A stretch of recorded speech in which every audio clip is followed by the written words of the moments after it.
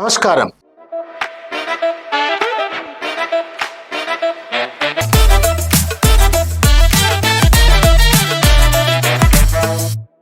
మిత్రులారా, ప్రపంచవ్యాప్తంగా కార్మిక వర్గం తన దీక్షా దినాన్ని జరుపుకుంటుంది. ప్రపంచవ్యాప్తంగా కార్మిక వర్గం తమ పోరాటాలకు పదును పెట్టేటువంటి కొత్త మార్గాన్ని ఎంచుకోవటానికి మేడే ఒక దిక్సూచిగా నిలబడి ఉంది. భారతదేశంలో ప్రత్యేక పరిస్థితి నెలకొని ఉంది. దేశాన్ని నడిపించేది కార్మికుడు, కానీ ఆ దేశాన్ని అంటే మన దేశాన్ని కానీ ఏ దేశాన్ని అయినా సరే నియంత్రించేది మాత్రం ఈ రోజు కార్పొరేట్ శక్తులు. కార్మికుడు దేశాన్ని నడిపిస్తాడు, కార్పొరేట్ శక్తి దేశాన్ని నియంత్రిస్తుంది. ఇది ప్రజాస్వామ్య దేశమా లేక దోపిడి పాలక వర్గాల చేత నడిపింపబడేటువంటి కార్పొరేట్ నాయకత్వంలో నడిచేటువంటి దేశమా ఆలోచించుకోవాల్సిన అవసరం ఉంది. ఈ ఆలోచనకి ఈ ప్రశ్నకి జవాబు 1886 మే 1న చికాగో కార్మికులు జవాబు చెప్పారు. ఏమిటా జవాబు?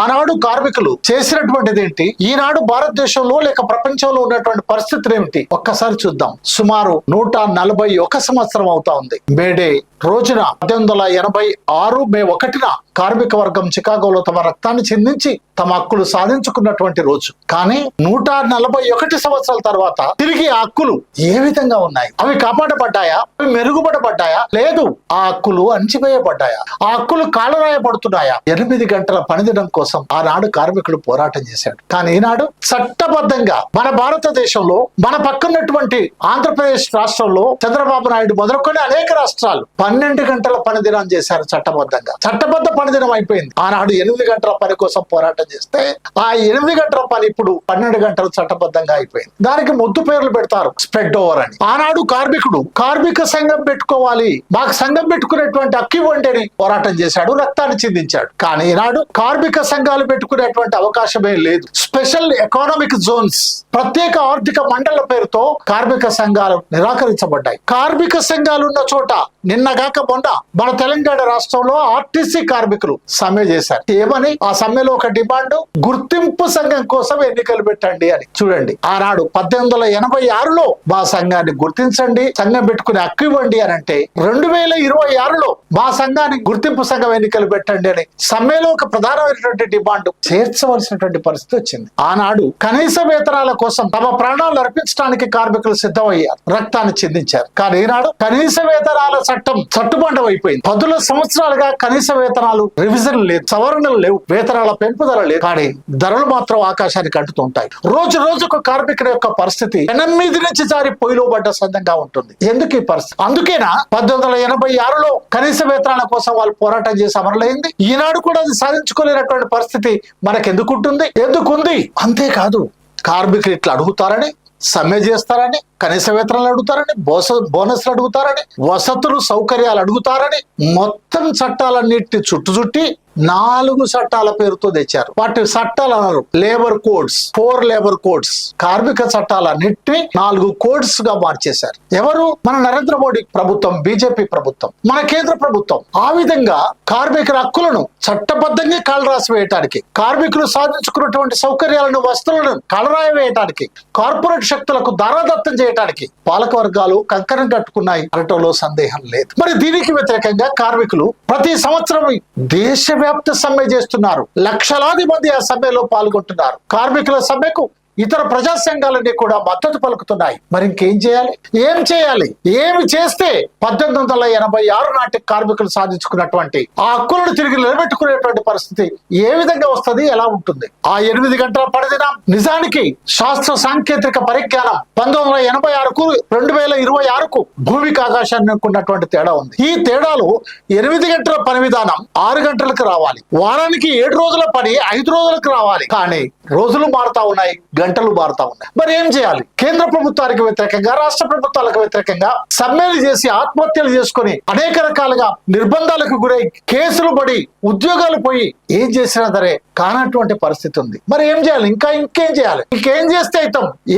ఏం చేయాలనో తెలియటం లేదు కదా. ఇది కదా కార్మికుల పరిస్థితి, ఇది కదా కార్మికుల సంఘాల పరిస్థితి. అందుకనే ఈ పరిస్థితిని గమనించి 1902 అంటే ఇప్పటికి ఎన్ని సంవత్సరాలు అవుతుంది? 2026లో మనం ఉన్నాం. లెక్క కట్టండి. 124 సంవత్సరాల క్రితం ఈ పుస్తకం రాశాడు లెనిన్ మహాశయుడు. ఆయన రచనలో ఒక సుప్రసిద్ధ గ్రంథం ఏం చేయాలి ఏం చేయాలి? ఇలా భారత కార్మికుడి యొక్క పరిస్థితి కూడా ఏం చేయాలి? భారత కార్మిక సంఘాల యొక్క పరిస్థితి కూడా ఏం చేయాలి? ప్రపంచ కార్మికుల ముందు, ప్రపంచ కార్మిక సంఘాల ముందు కూడా ఏం చేయాలి అనేటువంటి ప్రశ్న ఒక పెద్ద ఎత్తున ఉన్నటువంటి ప్రశ్న. మనం ఏం గందరగోళ పడాల్సిన అవసరం లేదు, మనం ఇబ్బంది పడాల్సినటువంటి అవసరం కూడా లేదు. ఏం చేయాలో ఆయన చెప్పాడు. ఆయన చెప్పిన ఈ పుస్తకాన్ని అంతా నేను ఇక్కడ వివరించను, కొంచెం కొన్ని విషయాలు మాత్రం మనం ఆయన ఏం చెప్పాడో చూద్దాం. ఫ్యాక్టరీ పరిస్థితుల్ని బహిరంగపరుస్తూ కరపత్రాలు ప్రచురించడమే తమ ప్రధాన కర్తవ్యంగా ఎంచరాదు. కార్మికుల్లో రాజకీయ చైతన్యం కలిగించడానికి తీవ్రంగా ప్రయత్నించాలి. ఏం చేయాలట? కేవలం కార్మికుల యొక్క పరిస్థితుల పైన ఒక కరపత్రం వేసి, ఒక పుస్తకం వేసి, ఒక ఉపన్యాసం ఇస్తే సరిపోదట. మరి ఏం చేయాలట అనంటే, కార్మికుల్లో రాజకీయ చైతన్యాన్ని కలిగించటానికి తీవ్రంగా ప్రయత్నించాలి. వామపక్ష ట్రేడ్ యూనియన్ నాయకులారా, విప్లవ కార్మిక సంఘాల నాయకులారా, వామపక్ష విప్లవ కార్యకర్తలారా, నాయకులారా, కార్మికులారా, ఆలోచించండి. లెనిన్ మహాశయుడు 1902లో చెప్పినటువంటి విషయాన్ని ఇప్పటికి కూడా మనం చేస్తున్నామా లేదా ఆలోచించండి. అంతేకాదు ఆయన ఇంకేం చెప్తాడు అనంటే, కార్మికుల్ని నడిపించడంలో ఎప్పటికప్పుడు రాజకీయంగా ప్రభుత్వాలను విమర్శిస్తూ, ప్రభుత్వాలను బట్టబయలు చేస్తూ, కార్మికులు రాజకీయ చైతన్యాన్ని పెంపొందించడానికి ఏ ఒక్క ఏర్పాటు కూడా చేర్చుకోవటం లేదు. ఇది మన ప్రధాన కర్తవ్యం అనే విషయాన్ని చాలా మంది గుర్తించడం లేదు. ఎంతసేపు ఫ్యాక్టరీ పరిస్థితులకు సంబంధించిన సమస్యల పైననే కార్మికులు పోరాటాలు జరుపుతున్నారు. వారి వెనుక మనం తోకగా మారిపోతున్నాం. లెనిన్ మహాశయుడు ఏం చెప్పాడు?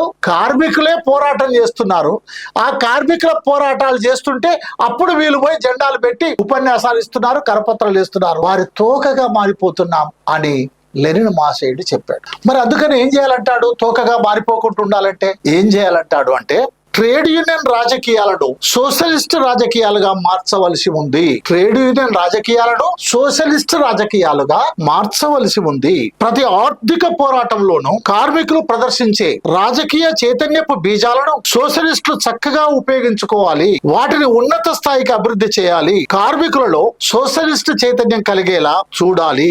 ఇదే విప్లవ ట్రేడ్ యూనియన్ల యొక్క, వామపక్ష ట్రేడ్ యూనియన్ల యొక్క, సోషలిస్ట్ ట్రేడ్ యూనియన్ల యొక్క ప్రధాన కర్తవ్యము అనేటువంటి విషయాన్ని మనం మర్చిపోరాదు అని లెనిన్ మహాశయుడు చెప్పాడు. ఆయన ఇంకా చాలా విషయాలు చెప్పాడు. అప్పటికే అంటే మేము కరపత్రాలు వేస్తున్నాం, మేము పుస్తకాలు వేస్తున్నాం, మేము ఉపన్యాసాలు చెప్తున్నాం, మేము కార్మికులలో ఉంటున్నాం, మేము నిత్యం కార్మికులతో కలుస్తున్నాం, ఊరేగింపులు తీస్తున్నాం, ధర్నాలు చేస్తున్నాం, రాస్తారోకోలు చేస్తున్నాం, సమ్మెలు చేస్తున్నాం, ఇంకేం చేయాల భయ్ అని అంటే, ఒక కార్మికుడు ఏం చెప్పిండో వినండి అని లెనిన్ చెప్తున్నాడు. లెనిన్ ఏం చెప్తాడంటే, ఏం చేయాలో నేను చెప్పుడు కాదు, ఏం చేయాలో కార్మికులే చెప్తాను. ఏం చేయాలని చెప్తాడంటే ఒక కార్మికుడు, కార్మికుల చురుకుదనాన్ని ఎక్కువ చేయాలంటూ మీరు చెప్పే మాటలు ఇంకా విడిచిపెట్టండి. కార్మికుల చురుకుదనాన్ని ఎక్కువ చేయాలని మీరు చెప్పే మాటలు ఇంకా విడిచిపెట్టండి. మీరు అనుకుంటున్న దానికంటే ఎక్కువ చురుకుగానే అదే రంగంలో ఉన్నాము. ప్రత్యక్ష ఫలితాలు లభిస్తాయనే ఆశ కొన్ని కోరికల విషయంలో లేకపోయినా అవి ప్రజలకు సంబంధించినవి అయితే మేము వాటిని వీధి పోరాటాల ద్వారా బలపరచగలం.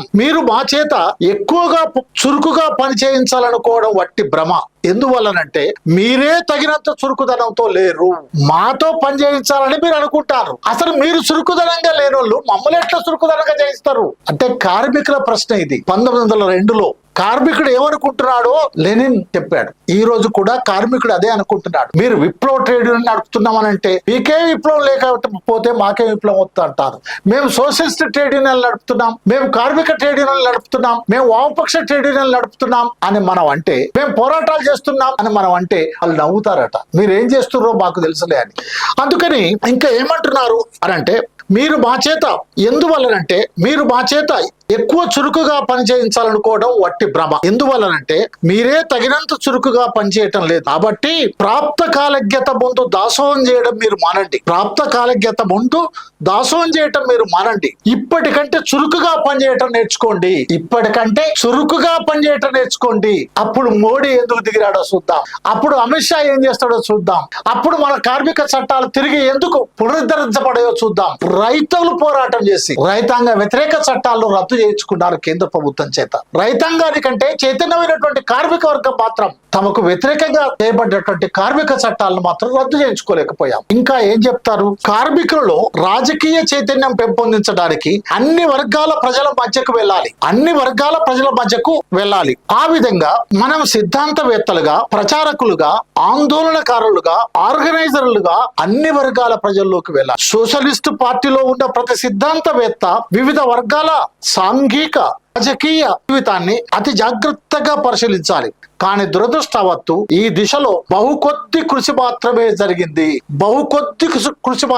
జరిగింది. కార్మికుల ఫ్యాక్టరీ జీవితాన్ని పరిశీలించడంలో మనం బహుశ్రద్ధగా పనిచేస్తున్నాం, కానీ ఇతర వర్గాల ప్రజల్లో సోషలిస్ట్ కార్యక్రమాన్ని ప్రచారం చేసేందుకు, కొంచెమైన సమాచారం సంపాదించేందుకు ఎవరూ ప్రయత్నించడం లేదు. ప్రజల సాంఘిక రాజకీయ జీవితానికి సంబంధించిన ప్రధాన సమస్యలు తీసుకొని వాటి పరిష్కారానికి అవసరమైతే వివరాలను ఎవరు కూడా సేకరించడం లేదు. అంటే ఏమిటి అర్థం? అంటే చాలా స్పష్టంగా వాళ్ళు చెప్పారు. ఏం చెప్పాడు? కార్మికులు రాజకీయ చైతన్యం పెంపొందించాలంటే అశేష ప్రజానికంలోకి వెళ్ళాలి, అన్ని వర్గాల ప్రజల్లోకి వెళ్ళాలి. ఎందుకంటే కార్మికుడు పరిశ్రమలో ఉంటాడు, కార్మికుడు పారిశ్రామిక వేళలో ఉంటాడు, కార్మికుడు సమాజంలో ఉంటాడు. నీవు ఆ పరిశ్రమలకు పోయి ఉపన్యాసం ఇచ్చి ఆ ఫ్యాక్టరీలో చెప్పి ఆ యూనియన్ ఆఫీస్ లో చెప్తే కుదరదు. ఎందుకంటే ఆయన సమాజంలో ఉంటాడు. 8 గంటలే అక్కడ ఉండేది, మిగతా 16 గంటలు ఆయన కుటుంబంతో ఉంటాడు, ఆయన ఊర్లో ఉంటాడు, ఆయన వాడలో ఉంటాడు, ఆ బజార్లో ఉంటాడు, ఆ కాలనీలో ఉంటాడు. కాబట్టి వాళ్ళ ప్రభావం ఆయన మీద పడుతుంది. అందుకని ఫ్యాక్టరీలో పనిచేయటమే కాదు, ఫ్యాక్టరీ కార్మికులు నివసించేటువంటి బస్తీలలో పనిచేయండి, కార్మిక వర్గం ఉండేటువంటి కాలనీలలో పనిచేయండి, పరిశ్రమలకే పరిమితం కాకండి, పరిశ్రమ అవతల కూడా పనిచేయటం నేర్చుకోండి అని. అందుకని ఎంతమంది కార్మిక నాయకులు, ఎంతమంది కార్మిక కార్యకర్తలు పరిశ్రమే కాకుండా పరిశ్రమ తర్వాత కూడా ఇళ్లలో కూడా పనిచేయటం ప్రారంభిస్తున్నారు, బస్తీలలో పనిచేయటం ప్రారంభిస్తున్నారు. లేక ఎంతమంది అక్కడ పనిచేస్తున్నారో ఏం చేయాలని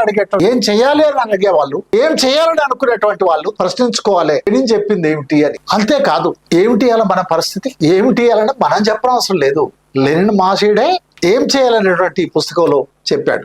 ఏం చెప్పాడు? విప్లవ సంస్థలు ఎవరికి వారుగా ఎలాంటి సమన్వయం లేకుండా పనిచేస్తే, ఎవరికి వారుగా ఎలాంటి సమన్వయం లేకుండా పనిచేస్తే ఐక్యత, క్రమశిక్షణ బలంగల ఏకైక సంస్థ ఏర్పడదు, అది సాధ్యము కాదు. దానికి వారు ప్రతినిధులమని చెప్పుకోవడానికి అర్హత కూడా ఉండదు. నాది విప్లవ ట్రేడ్ యూనియన్ అని ఒక ఆయన, నాదే అసలైన ట్రేడ్ యూనియన్ అని ఒక ఆయన, మాది వామపక్ష ట్రేడ్ యూనియన్ అని ఒక ఆయన, నాది పోరాట ట్రేడ్ యూనియన్ అని ఒక ఆయన, ఎన్ని తీర్లుగా ఎన్ని సంఘాలు ఎంత నాయకులు చెప్పుకుంటున్నారో వాళ్ళందరికీ లెనిన్ మహాశయుడు చెప్తున్నాడు, ఏమంచేనే మీ మధ్య సమన్వయం లేకపోతే, మీరే ఐక్యంగా లేకపోతే, మీరే సంఘటిత పడకపోతే, మీరు ఎవరికి వాళ్ళే ఉంటే మీకు ఐక్యతలు వస్తుంది, మీకు క్రమశిక్షణ ఎలా ఉంటుంది? అలాంటప్పుడు మీరు ఎలాంటి విప్లవ సంస్థను ఏర్పాటు చేయగలుగుతారు? ఒక బలమైనటువంటి విప్లవ సంఘాన్ని ఏర్పాటు చేయగలుగుతారు. అందుకని విప్లవ సిద్ధాంతం లేకుండా విప్లవ సంఘం లేదు, విప్లవ సంఘం లేకుండా విప్లవ ఆచరణ లేదు. విప్లవ సిద్ధాంతం కలిగిన విప్లవ సంఘం మాత్రమే విప్లవ ఆచరణ అందిస్తగలుగుతుంది. మాటల్లో విప్లవం అనుకుంటే కాదు, అది చేతుల్లో ఉండాలి. అది నువ్వు ఒక్కరు అనుకుంటే కాదు, నీ సంఘాలన్నిటిని సమన్వయం చేసుకోవాలి అని అంటాడు లెనిన్ మహాశయుడు. ఇది మిత్రులారా. అంతేకాదు మరి ఈ స్థితిలో ఆనాడు మార్క్స్ మహాశయుడు కూడా ఏం చెప్పాడు? మార్క్స్ ట్రేడ్ యూనియన్లు, మార్క్స్ మహాశయుడు మార్క్స్ ట్రేడ్ యూనియన్ల గురించి, కార్మికుల గురించి ఏం చెప్పాడో చాలా స్పష్టంగా ఉంది. వీటన్నిటి గురించి కూడా వివరించడం నా ఉద్దేశం కాదు, కానీ ఆయన చాలా చక్కగా చెప్పాడు. శ్రమ కార్మికుడిది, లాభం యాజమానిది. శ్రమ కార్మికుడిది, లాభం యాజమానిది అని చెప్పాడు. ఆ లాభము కార్మికుడి శ్రమ సుమ, అదే శ్రమ దోపిడి, అది ఆయన లాభం కాదు. కార్మికుడి శ్రమ చెమట, అది కార్మికుడి చెమట చుక్కలకు వాడు లాభం అని చెప్తున్నాడు అని చెప్పాడు. శ్రమ దోపిడి అంటే అదే. అందుకే పెట్టుబడి అనేటువంటి మహాగ్రంథాన్ని మార్క్స్ మహాశయుడు రచించాడు. మరి ఇప్పుడు ఏం జరుగుతుందంటే ఆ కార్మికుడి శ్రమకు యాజమాని లాభానికి మధ్య ఒక దోపిడీ వ్యవస్థ ఏర్పడింది ఇప్పుడు కొత్తగా. అంతకుముందు ఏముంటే కార్మికుడు యాజమాని మాత్రమే ఉండేది. కానీ ఇప్పుడు యాజమాని ఎక్కడ ఉంటాడో తెలియదు, ఎవరో కూడా తెలియదు. కార్మికుడు ఎక్కడ ఉంటాడో తెలియదు, ఎవరో కూడా తెలియదు. కానీ మధ్యలో ఒక దోపిడీ వ్యవస్థ ఏర్పడుతుంది. అలాంటి వ్యవస్థనే ఇది మరింత క్రూరంగా మాయ రూపంలో కార్మికుల శ్రమ దోపిడీ చేయబడుతున్నటువంటి వ్యవస్థ. దాన్నే గిగ్ వ్యవస్థ అని మనం అనవచ్చు. డెలివరీ బాయ్స్ ఉన్నారు, అది స్విగ్గీ కావచ్చు, జొమాటో కావచ్చు, అమెజాన్ కావచ్చు, అలాగే ఫ్లిప్కార్ట్ కావచ్చు, లేక ఇలాంటి సంస్థలు చాలా ఉన్నాయి. వాటి యజమాని ఎవరు? మనకు తెలియదు. కానీ మధ్యలో ఒక వ్యవస్థ, దోపిడీ వ్యవస్థ ఉంటుంది. ఆ దోపిడీ వ్యవస్థ పేర్లు ఇవి. అది ఫ్యాక్టరీ కాదు, అది యజమాని కాదు, అక్కడ ఉత్పత్తి జరగదు, అక్కడ కార్మికుడు నుండి కూడా పనిచేయడు. ఇది కొత్తగా మార్క్స్ మహాశయ నాటికి, లెనిన్ మహాశయ నాటికి పరిస్థితులకు, ఈనాటి పరిస్థితులకు మారినటువంటి స్థితి. అలాగే కొత్త కొత్త పేర్లు, కాంట్రాక్ట్ వర్కర్స్ అనుకునేటలో ఇంతకు ముందు. ఇప్పుడు కాంట్రాక్ట్ వర్కర్సే కారు, అవుట్ సోర్సింగ్ వర్కర్స్ అని అందంగా అంటున్నారు. అవుట్ సోర్సింగ్ వర్కర్సే కాదు, స్కీమ్ వర్కర్స్. అంగన్వాడీ కార్మికులు ఎవరు, మధ్యాహ్న భోజన కార్మికులు ఎవరు, ఆశా వర్కర్లు ఎవరు, విద్యా వాలంటీర్లు ఎవరు, స్కీమ్ వర్కర్స్. అంతేకాదు డైలీ వేజ్ వర్కర్స్.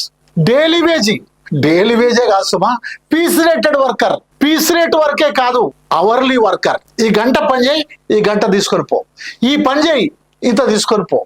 అంటే పనిలో ఎన్ని మార్పులు జరిగినాయో చూడండి. అంతకుముందు యజమాని కార్మికుడు, ఒక పరిశ్రమకు ఉత్పత్తి ఉండేది. కార్మికుడికి నా శ్రమ ఈ యాజమానికి పోతుంది, నా శ్రమే లాభం, నా చెమటే లాభం అనే పేరుతో ఈ యాజమాని తింటున్నాడు అని ఉండేది.